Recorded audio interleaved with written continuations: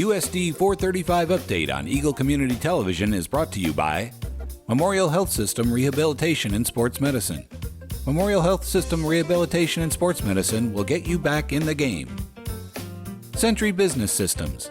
Century Business Systems provides local service, competitive pricing, and simplified solutions for all of Abilene's copier and printer needs. Rivendell Bookstore, Abilene's only new and used bookstore, supporting USD 435 and its surrounding community. Abilene Physical Therapy and Sports Rehab. At Abilene Physical Therapy and Sports Rehab, wellness is your goal and our mission. You're more than a patient, you're family. Reynolds Real Estate. Buying or selling a home? Call Reynolds Real Estate at 263-7151 to speak to our professional realtors today. The Brian Teichman Agency in Abilene. Come see the Brian Teichman Agency in Abilene for all your insurance coverage under one roof. Pursue your dreams, we'll protect them. And Eagle Communications, our community connected. Welcome to USD 435 Update, and today we have a treat. We're going to introduce you to one of our new principals this year. And then later on in the program, we're going to talk a little bit about school budget. So I don't know if that part is a treat, but the first part will be. And I have sitting here with me today Dr. Twyla Sprouse, and she is going to be the new Kennedy principal. Dr. Sprouse, welcome. Thank you very much. I'm excited to be here. Good. I'm just going to let you talk to the community a little bit about yourself and where you come from and some of your experiences that you're going to bring to USD 435. Okay. I currently live in the Abilene area with my husband and children, and I've been working in Manhattan-Ogden School District at Amanda Arnold Elementary School, and then we have about 560 students there, so we've had a lot of experience pre-K through 6th grade, and just enjoyed my time there, and I'm looking forward to being here with the Kennedy staff and serving the families here in Abilene. So what will be the first thing that you do when you come to Abilene on August 1st? Well, I think the most important thing is getting to know the staff and students and continuing the great work that's going on there and just working together. Okay, very good. You'll be able to get to know Dr. Sprouse throughout the program. We'll have her on the air later on down the road when she gets her feet wet a little bit and talk about some of the things at Kennedy.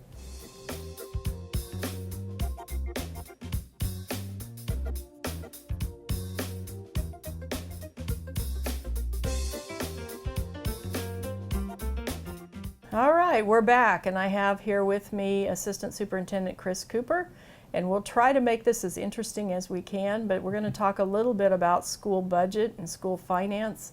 As some of you may have heard, it's been on the news, the Supreme Court has ruled on the equity issue of school finance, and they have talked about possibly shutting schools down, and their terms are that we cannot raise, distribute, or spend funds after June 30th. So I thought this might be timely to talk a little bit about school finance. It's we're going to try and just brief over some of the things, but if you have more questions, you are certainly welcome to always come in and visit with us and get at more of the detail of school finance.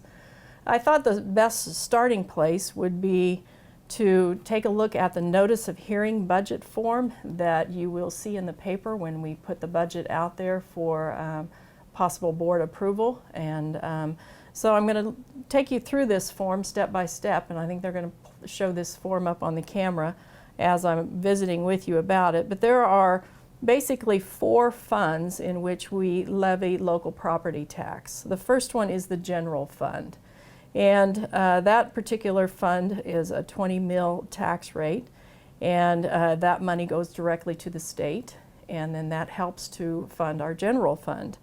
I'm going to talk to you a little bit more about the general fund here in a second because it looks different this past year than it did previously, and I'm going to go through why that is. The next fund I'm going to talk about is our local option budget fund, and we estimate we have a 17.151 mill levy rate for that particular budget item. And then the next one would be the capital outlay fund. That particular fund is for maintenance and buildings, those kinds of things. And the last fund I'm going to talk about is on the second page, and that is the bond and interest fund, and that is an 8.638 estimated tax rate or mill levy for that fund. So that is the notice of hearing budget form that you will see in the paper, and we'll probably be publishing the next year's budget form in August. So hopefully you'll take what you've learned today and be able to apply it to that form. And then if you have any questions, there is always a public hearing that you're welcome to attend, and is at a board meeting, and come in and bring us your thoughts and ideas. So just to clarify, the general fund and the supplemental general, those are our operating funds that we use on a daily basis. The capital outlay and the bond and interest, specifically bond and interest, is what we are building new buildings with, and we can do some long-term maintenance with those things. And then the capital outlay is for expenditures that would be furniture, building, facility related. So that's just kind of a little division in those four funds. The two, general fund and local option budget, which is called supplemental general, that's what we have to operate with, and I think Dr. Guy is going to spend more time talking about those two. Exactly, right. The notice of hearing budget form for this current school year, and this was published in August of 2015, it showed the actual expenditures in the 2014-15 school year was $9.6 million, but it shows that our proposed budget is $12.2 million. So it appears, looking at face value, that we're going to increase our budget by about $3 million. And I have another document here that hopefully they'll be able to get up on the screen for you that kind of goes through detail of that particular general fund budget. It changed. The amount of money that we budgeted in the proposed budget for this current year is different. The formula is different. It's called the block grant formula, which they're just lumping the money together in one pool, and then we distribute it differently. So in this next little handout, I've kind of broke that block grant fund down, and you can kind of see where the general fund, there's a virtual category, there's SPED dollars, which actually just flow through Abilene Public Schools over to our Central Kansas Co-op at Salina. There's some impact aid dollars, and there's some new facilities dollars. Those 5 funds are the ones that compare to what we used the previous school year, and that's around $9.1 million. So that compares with the actual budget form from last year. Now the new part to this school year was that they also put the supplemental general state aid in general fund. So those dollars actually flow through general fund into supplemental general. So we're really looking at those dollars twice. They come into general fund, we transfer them out to supplemental general, and then they end up in supplemental general, and that's where we spend them. And then also the capers. Capers just stayed at the state. Now this year they flow it through our general fund, and so it appears that we're getting more dollars in, but really those dollars are just flowing through our general fund and they show up in our general fund proposed budget of the $12 million. I want to clarify, ask some questions maybe just a little bit. So when we look at that form that says block grant at the top, and you compare that to what we've used to have, the supplemental general is included in general, but to spend it we have to list it as supplemental general, so you have to move it. So on the spreadsheet it shows up as being spent or being available twice. Right. And then the capers money, which is over $1 million, has generally just went from the state to capers retiree, to the capers fund, but in the block grant that shows up as a local expenditure. It's put in our account and stays a few seconds. Yeah, 30 seconds or so. Stays about 30 seconds in the school district's account, and then is transferred right back to the state, and then they transfer it. So that money transfer looks like $1 million on paper, but it's actually just put it under a different shell and moved it from the state level. And actually a few years ago, if you look at that, they did the same thing with the special ed dollars, which is about $1.5 million. That used to not show up as a local expenditure and now does. So the state has been redirecting things into our budget and then back out that looks like we're receiving a lot more funds. So when you hear legislators say we're spending more on education than ever, in some ways that's accurate, and then you hear superintendents say we have less or the same amount of dollars to spend in the classroom, that's also accurate. And I think that brings a lot of confusion out in the public when you hear those two factors. They don't seem to go together, but a lot of that has to do with where the money's put and how it's moved. So it's really comparing between the 14-15 school year and this past school year, really an apples and oranges budget. So when you see that, it's different funds, but no additional dollars to be spent in the classroom. So that's a little bit about the general fund. I do have another sheet that goes into some historical data on the general fund. It talks about the way the funding used to be. And I guess the key point that I'd like for you to see on this sheet is the very last column. And that is just kind of our operating budget since 2009.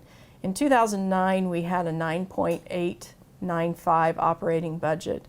This current year, we have a 9.162194. And those are comparable numbers to what we have to operate with in our school system. So over the past 7 years, would that be right, 7 or 8 years, there really has not been any increase, and in fact a decrease of around $700,000 in operating budget in our general fund. So that's kind of a key number there. There is some other information on this sheet that kind of shows you how we used to figure our general fund. We used to have different weightings. You know, it takes more money to transport kids. So every child that we transported, we got just a few extra dollars for. And in 2016, when they initiated the block grant, all of those funds were lumped together and they just gave us a chunk of money based on our 2015 year. So you can see that the budget is very similar from 2015 to 2016. It's actually just a little bit less because they pulled 4% from that, or 0.4% for the extraordinary fund program. So I guess the key again is just to kind of show you, the money that we've been working with for our schools from 2009 on and what those dollar amounts are, so that you have an idea of where we're at with that. Well, and again, part of the confusion, since 1992, the state's had a formula that funded schools based on many things. First of all, number of students in the chairs on September 20th, and then the needs of those students, as Dr. Guy mentioned, whether they're transported, whether they are at risk academically, receive other services, are English language learners, all those things increased the weighting and therefore the funding slightly. And what the legislators did for the 2015-16 school year was say, we're throwing out that formula. That's no longer the way we're going to do things. You're just going to receive the money you received last year. Irregardless of the needs of the students or the number of students you have. They did put in an extraordinary need fund in case a district had a large increase in enrollment or something unique that happened, but that's a rarity.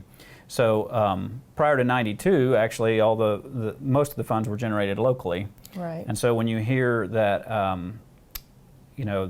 what a percentage of education funding is of the state funding, the state budget, that 20 mills that Dr. Guy mentioned earlier is all collected locally across the state and sent to the State Department, or to the Kansas State legislators to disperse. But that 20 mills that's collected here and every other place goes to education, and that does make up a significant part of the budget.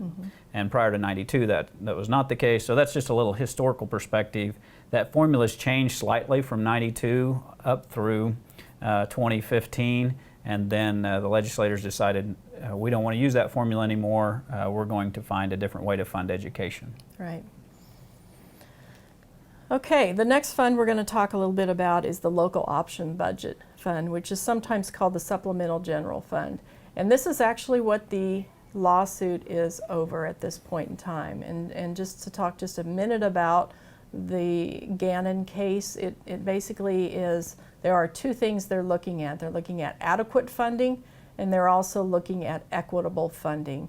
And the ruling that they just had out had to deal with the equitable funding. Is it equal for every student in the state of Kansas to attain an education in Kansas? And they devised a formula to try and equalize that so that schools would get a certain amount of state aid for the education of the students in each different community. Every community is different. What we raise with 1 mil in Abilene, Kansas is different than what, say, a Olathe would raise with 1 mil. So that is the reason for the equity formula. I just wanted to give you a quick chart here to kind of show you some historical perspective on maybe why the lawsuit came about, and then also talk a little bit about how that might impact us here in Abilene. But if you look at the LOB, or Supplemental General Chart, you'll see that there is a column that says what we've adopted for our local option budget. You'll see that there is a column that talks about what a fully funded state aid amount would be. And then there's a column that what we actually got as schools. And then also the local property tax contribution. The adopted LOB number, which is what we use to do business, doesn't change. We will get the same amount of money whether the legislators go ahead and comply with the Supreme Court orders and go back to the old formula or not in schools to do business. The lawsuit is basically based on, or will affect, your local property tax. So if you look at this chart, you'll see that the actual state aid does not compare with what a fully funded state aid amount would be. So for instance, in 2009, fully funded state aid was about $1.389 million, and we actually received that. And that is when things were equitable according to the Gannon case. But as you see through time, let's just look at FY 2013, fully funded state aid would have been $1.656 million, and we actually received $1.325 million. And so to make up for the dollars that we did not receive, your mill levy for the local property tax owners went up. So you would have seen that reflected in the original sheet that I showed you at the beginning of this show. So this year, we should have received about 1.763, and some of these are based on estimates. And we're actually only receiving 1.558. So if you'll notice on the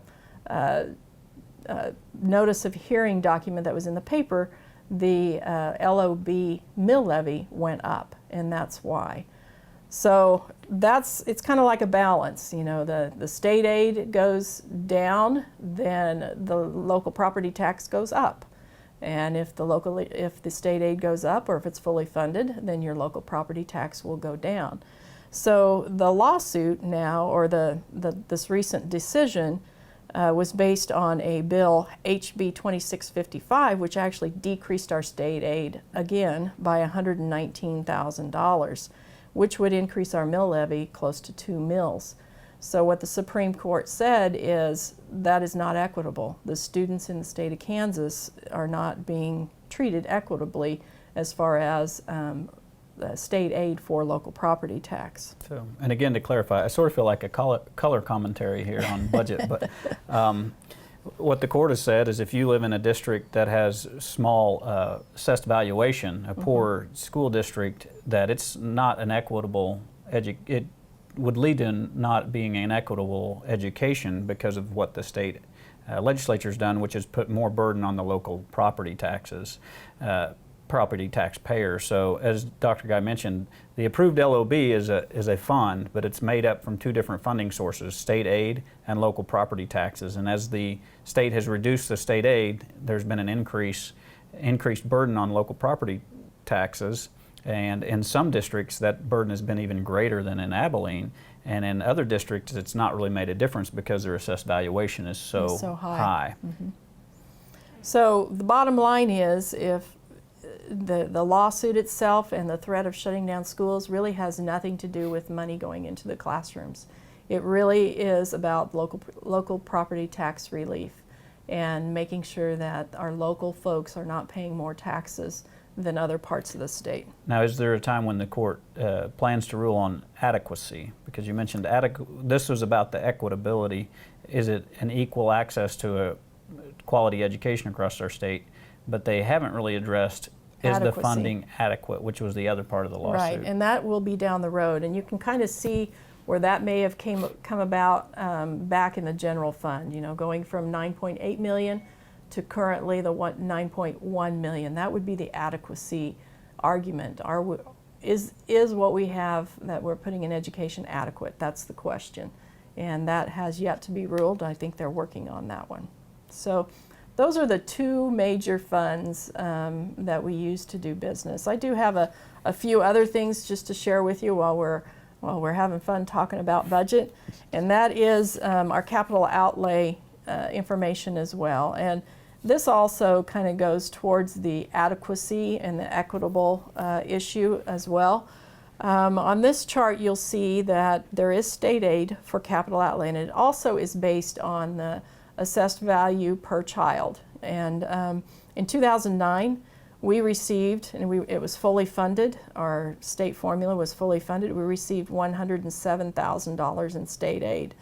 You can see through this chart that from 2010 through 2014, we received no state aid. So thus, the lawsuit came about. Between this and the LOB, that's where the lawsuit came about. Then last year in 2015, the first Gannon ruling stated that you must fund the local property tax. So the legislators did put all of that state aid back in. And that's where you hear the argument that more money is being put into education than ever before, because it's true. They've fully funded the state aid, and that equated to a lot more dollars being put into education. So what they're saying is true, and it's not there, it's us. We're all working together on this, but there is more money because they fully funded those state aid portions.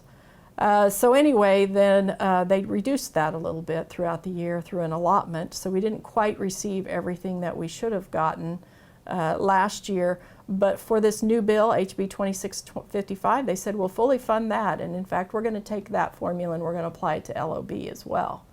And that's what HB 2655 is all about, and the ruling on it. So that's just a little bit about the capital outlay fund.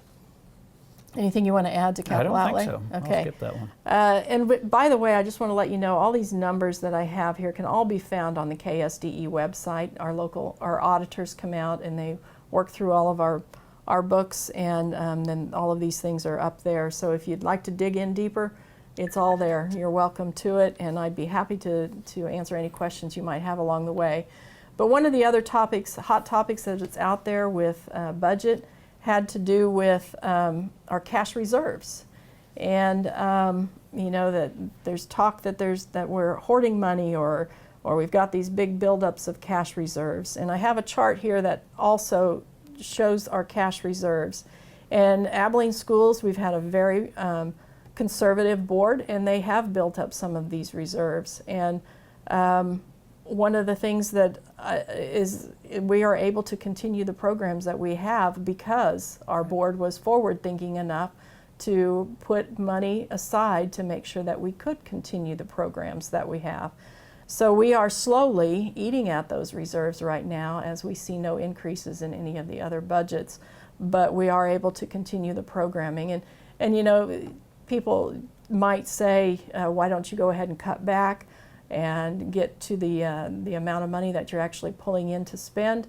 However, then on the outside, you're hearing, okay, we're going to take these reserves away from you, so we really need to spend them. So there's that dynamic of where we're at and how do we balance all of that. And I think our board has done a really nice job of just doing a slow reduction in those reserves, continuing with the programs that are important to kids.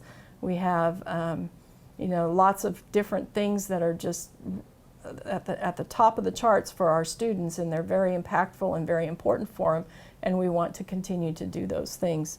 So we are in a decent spot in Abilene Schools, and we will be for a couple of years, but after that we could have some hardships if things don't turn around a little bit, and we could see some programs being cut. And when I say programs, I'm not saying this is even at the top of the chart, but it could be an athletic program, or it could be an educational program within our schools. You might see larger class sizes. You might see larger class sizes. You might see small or less services, those kinds of things. And we haven't got to that point yet, But within a couple of years, if things don't turn a little bit, I can see those discussions starting to happen. Well, as you mentioned, we're in a nice place in Abilene, and a lot of districts don't have that cash reserve, and our boards through the years have been conservative. And basically, if you make the analogy at home budget, we had a little savings account, and when things got tough, we've been able to dip into that savings account, but it's not an endless account. It will run out at some point. Mm-hmm.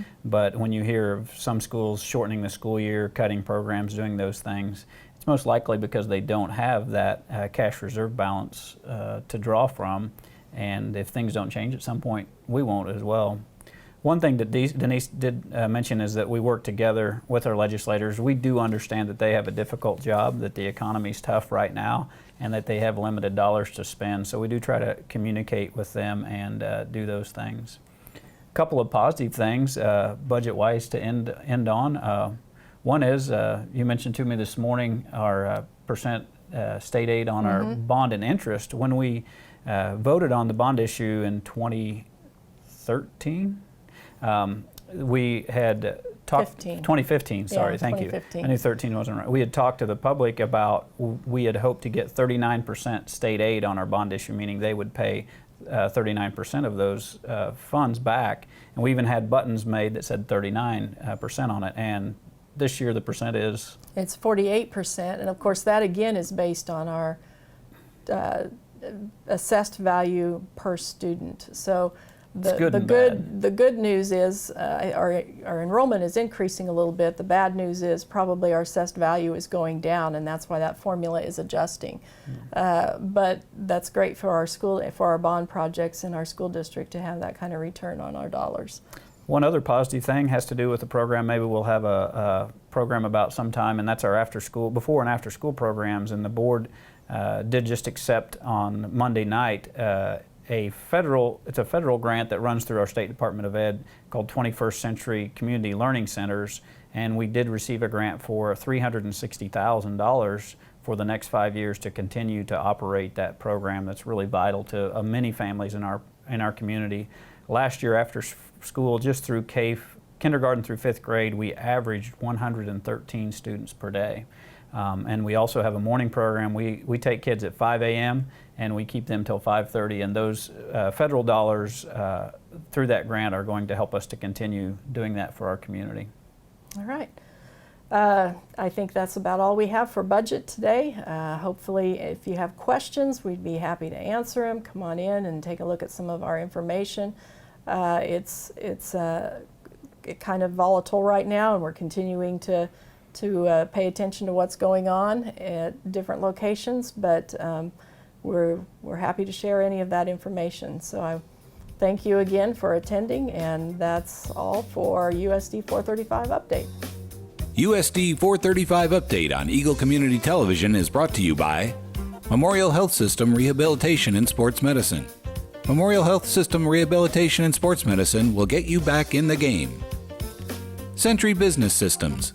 Century Business Systems provides local service, competitive pricing, and simplified solutions for all of Abilene's copier and printer needs. Rivendell Bookstore, Abilene's only new and used bookstore, supporting USD 435 and its surrounding community. Abilene Physical Therapy and Sports Rehab. At Abilene Physical Therapy and Sports Rehab, wellness is your goal and our mission.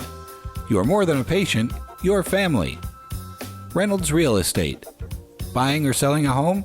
Call Reynolds Real Estate at 263-7151 to speak to our professional realtors today. The Brian Teichman Agency in Abilene.